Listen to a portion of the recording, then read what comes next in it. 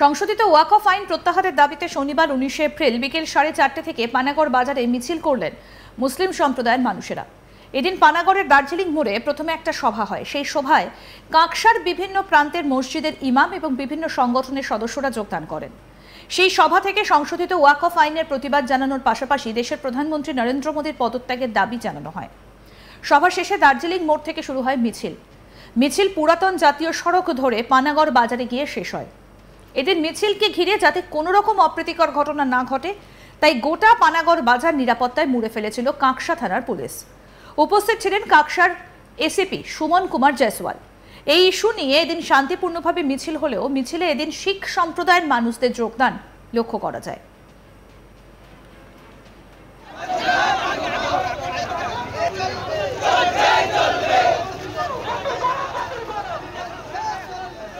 আন্দোলনকারী শেখ হাবিবুর রহমান কি বলছেন শুনবো। কেন্দ্রীয় মোদী সরকার যে মুসলিমদের উপর একটা ওয়াকফ সংশোধনী নামে একটা যে বিল পাস করেছে, সেই বিলটা এখন আইনে পরিণত হয়েছে। সেই বিলটাকে পুরোপুরি তীব্র ধিক্কার জানানোর জন্য আমরা মুসলিম সম্প্রদায় নেই, সমস্ত সংখ্যালঘু সম্প্রদায় এবং সমস্ত মানুষজন মিলে আমরা একটা তীব্র প্রতিবাদ, তীব্র ধিক্কারের জন্য আমরা এই মিছিলটাকে আয়োজন করি। আপনারা কি চাইছেন?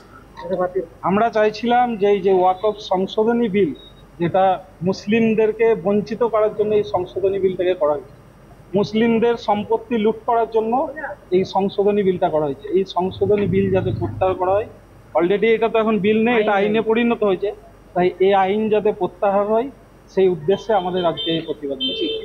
এই যে আইনটা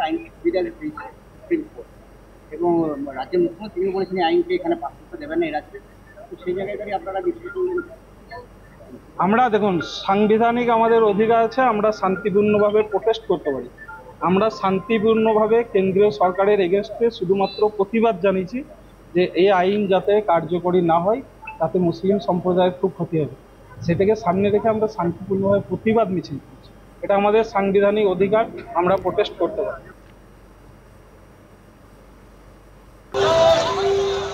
আমাদের প্রতিনিধি অনিল গিরি কি প্রতিবেদন তুলে ধরেছেন শোনাবো, তবে তার আগে আরো এক আন্দোলনকারী শেখ আসগর আলী কি বলছেন শুনবো।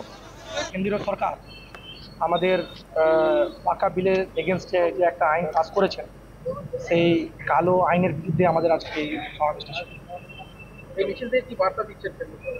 এই মিছিল থেকে আমরা কেন্দ্র সরকার একটা কথা বলতে চাই যে আমাদের মোদী সরকার যে নিজের এই যে সর্বদাই সবসময় আমাদের যে একটা মুসলিম কমিউনিটি আছে যারা মাইনরিটিস, তাদের বিরুদ্ধে ষড়যন্ত্র করে যাচ্ছেন একের পর এক।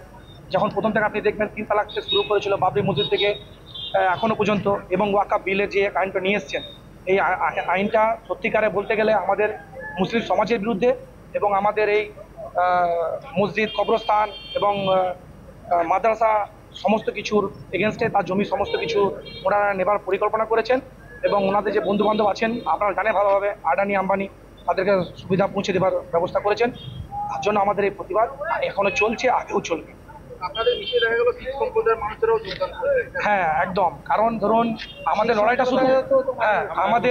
লড়াইটা শুধু এখানে কোনো হিন্দু বিরোধী লড়াই নেই। এখানে লড়াইটা হচ্ছে আমাদের সংবিধানের বিরুদ্ধে, সংবিধানের রক্ষার স্বার্থে। এবং সংবিধান তো সবার, হিন্দু, মুসলিম, শিখ, এসাই। তাই আমরা সংবিধান বাঁচানোর জন্য, আমাদের নিজের অধিকার বাঁচানোর জন্য আমাদের এই যে কানুন তৈরি করেছেন ব্ল্যাক, সেই কানুনের এগেনস্টে আমাদের লড়াই ছিল। তারা আমাদের পাশে ছিলেন এবং সাথে রাস্তা হেঁটেছেন, আপনারা সবাই দেখেছেন।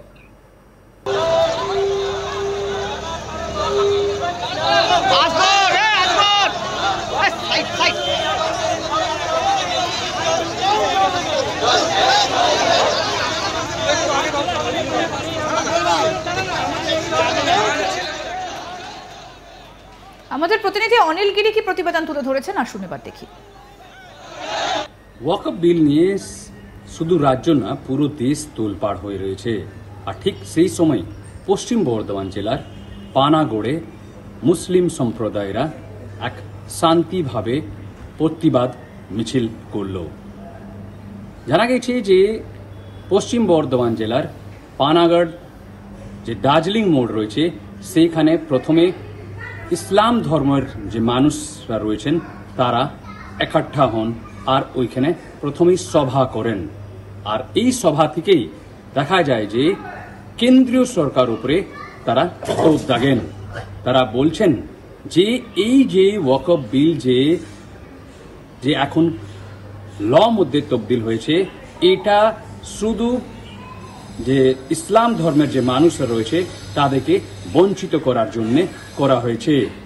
তারা আরো বলছেন যে এই যে কেন্দ্র সরকার রয়েছে এটা শুরু থেকেই যে মুসলিম সম্প্রদায়দের বিরুদ্ধে রয়েছে। তারা আরো বলছেন যে এই ওয়াকফ বিলকে তারা মানেন না। আমরা দেখেছি যে এই সভার পর এই যে দার্জিলিং মোড় রয়েছে পানাগড়ে, এইখান থেকে একটা বিশাল মিছিল বাইর হয় যেখানে প্রচুর ইসলাম ধর্মের মানুষরা অংশগ্রহণ করেন।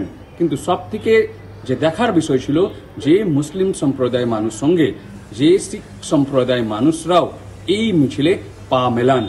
আর দেখা যায় যে হাতে জাতীয় পতাকা আর প্ল্যাকার্ড ছিল যেখানে লেখা ছিল সে no to Waqf bill and we reject Waqf bill. এইরকম পুরো যে মিছিলে আমরা দেখেছি যে প্রচুর মানুষ অংশগ্রহণ ছিলেন, প্রত্যেক মানুষের হাতেই জাতীয় পতাকা আর এইরকম প্ল্যাকার্ড ছিল। আমরা আগেই দেখেছি যে ওয়াকফ বিল নিয়ে যেখানে এরকম মিছিল হয়েছে, প্রতিবাদ মিছিল হয়েছে, ওইখানে একটা গন্ডগোল পরিস্থিতি তৈরি হয়েছে।